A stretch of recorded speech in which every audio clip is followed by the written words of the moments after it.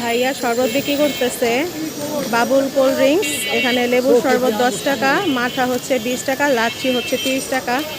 মানে আরও শরবত খাই, কিন্তু এই শরবতের মানে বানানোর কোয়ালিটিটা একটু অন্যরকম, তাই আর কি ভিডিও করতেছি।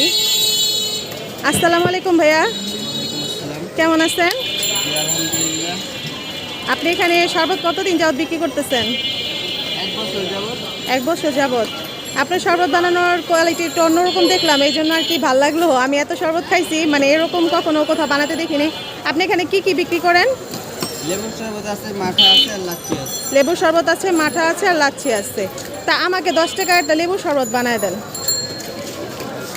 আর এটার লোকেশনটা হচ্ছে আপনার পাটুয়াটুলি, এই যে মার্কেটের নিচে। পাটুয়াটুলি, এই যে হিপট্টি কি মার্কেট ভাইয়া? গ্রাউন্ড মার্কেটের নিচে। ক্রাউন মার্কেটের নিচে। এই যে দেখেন ভাইয়া লেবু শরবত বানানোর ইটা সিস্টেমটা দেখেন।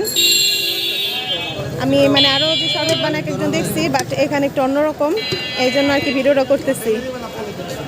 তোমার যাতে খাইতে মন চাইবে হাতে দিমু। এটা হচ্ছে বরফ, এখান থেকে বরফ নেওয়া হচ্ছে।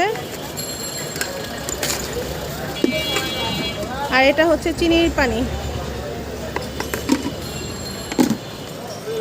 আর এটা হচ্ছে বিট লবণ।